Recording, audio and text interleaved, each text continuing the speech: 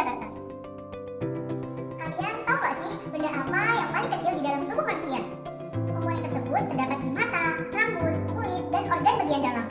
Lalu, apa nama komponen tersebut? Yap, betul. Benda atau unit terkecil dalam tubuh manusia adalah sel. Nah, eukariota adalah organisme dengan sel yang memiliki nukleus dan organel membran sel lainnya. Kali ini, aku mau bahas tentang sel eukariotik yang contohnya ada sel hewan dan sel tumbuhan. Nah, siapa nih yang belum bisa bedain antara sel tumbuhan dan sel hewan? Sebelumnya, kamu tahu nggak sih seluk-beluk sel itu gimana? Orang yang pertama kali menemukan sel adalah Robert Hooke pada tahun 1665 saat dia melakukan pengamatan dengan sayatan gabus dengan menggunakan kaca pembesar mikroskop. Dari pengamatannya, Hooke melihat bahwa terdapat ruangan kecil-kecil yang menyusun gabus. Kemudian, ruangan tersebut ia beri nama sel. Dan masih banyak lagi pendapat-pendapat para ahli tentang sel, sehingga disimpulkan bahwasannya sel merupakan unit struktural dan fungsional terkecil makhluk hidup. Adapun senyawa yang menyusun sel terdiri dari senyawa organik dan senyawa anorganik. Senyawa organik yaitu karbohidrat, protein, lipid, asam nukleat, dan vitamin.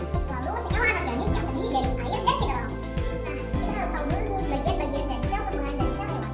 Bagian-bagian dari sel tumbuhan yaitu ada dinding sel, membran sel, nukleosom, kloroplas, ribosom, retikulum endoplasma kasar, retikulum endoplasma halus, nukleus, badan Golgi, dan vakuola.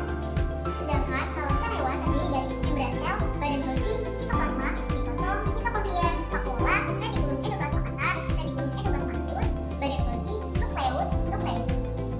Lapisan terluar dari sel tumbuhan yaitu dinding sel yang berfungsi sebagai pelindung bagian dalam sel dan memberikan bentuk pada sel. Kalau di sel hewan tidak memiliki dinding sel. Kemudian lapisan kedua yaitu membran sel.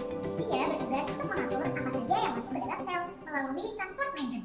Jika dalam sel tumbuhan, membran sel memiliki 3 sifat, yaitu impermeable, permeable, dan semi-permeable. Nah, terus ada diktiosom, yang jika di sel hewan namanya badan Golgi, yang berfungsi untuk memodifikasi molekul dalam sel dan memproduksi selulosa yang menyusun sel. Nah, lanjut ada kloroplas, yang seperti tumpukan koin. Nah, kloroplas hanya ada di sel tumbuhan loh. Kloroplas sendiri berfungsi untuk membantu fotosintesis dan menghasilkan energi untuk tumbuhan. Kemudian ada ribosom, yang tersusun dari RNA dan protein. Di dalam ribosom terdapat mRNA. Oleh karena itu, fungsi ribosom sendiri sebagai tempat berlangsungnya sintesis protein. Lalu ada gambar yang mirip nih. Yang satu namanya retikulum endoplasma kasar. Kenapa sih dinamain retikulum endoplasma kasar? Karena dia dikandungi oleh ribosom yang fungsinya berkaitan dengan sintesis protein. Nah, kalau yang satunya namanya retikulum endoplasma halus. Dia berfungsi untuk sintesis lemak, metabolisme karbohidrat, dan detoksifikasi racun. Nah, selanjutnya ada nukleus. Nukleus merupakan inti sel. Jadi, dia yang mengatur seluruh aktivitas dalam sel. Wah, keren banget ya nukleus. Selain itu, dia juga bertugas untuk menyimpan protein dan RNA, sintesis ribosom, dan pembelahan sel. Terus, di tengah-tengah nukleus ada nukleus yang bertanggung jawab atas fungsi penting lainnya untuk seluruh sel. Seperti pengumpulan transkripsi RNA, khususnya asam nukleat, ribosom, atau rRNA. Selanjutnya ada badan mikroba.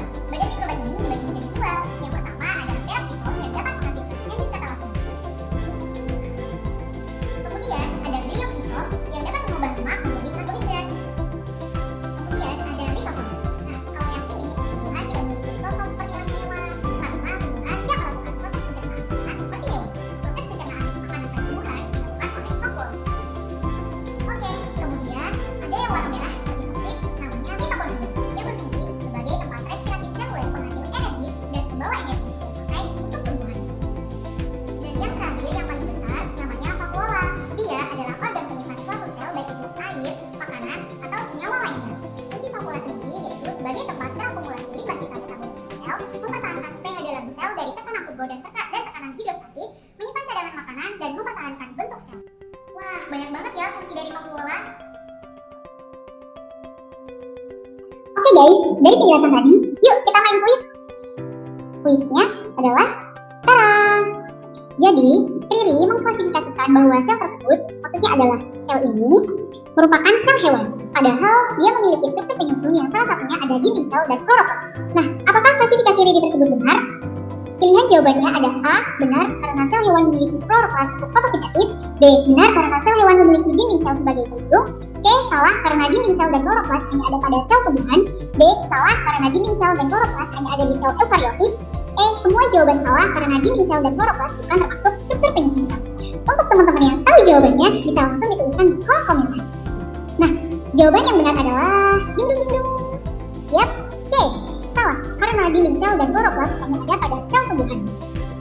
Yuk kita bahas kenapa sih jawabannya bisa C. Oke, untuk opsi A, salah, karena hewan tidak melakukan fotosintesis.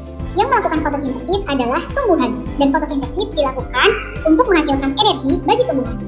Untuk opsi B juga salah, karena yang memiliki dinding sel hanya sel tumbuhan, sedangkan sel hewan lapisan pertamanya adalah membran sel. Bisa kita lihat di gambar ya guys. Sel tumbuhan memiliki dinding sel, dan sel hewan lapisan pertamanya adalah membran sel. Untuk jawaban yang benar adalah C.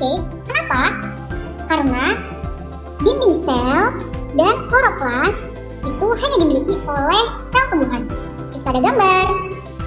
Dan sel hewan tidak memiliki dinding sel maupun kloroplas. Dan untuk jawaban D dan E salah, sudah tentu salah. Karena dinding sel dan kloroplas merupakan salah satu struktur penyusun dalam sel, terutama pada sel tumbuhan.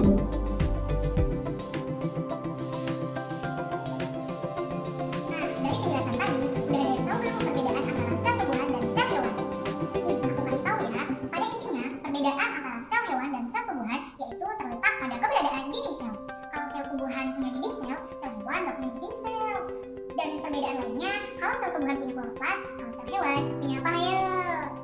Kalau sel tumbuhan punyanya lisosom. Mudah kan? Oke sobat biologi, segitu dulu pembelajaran hari ini.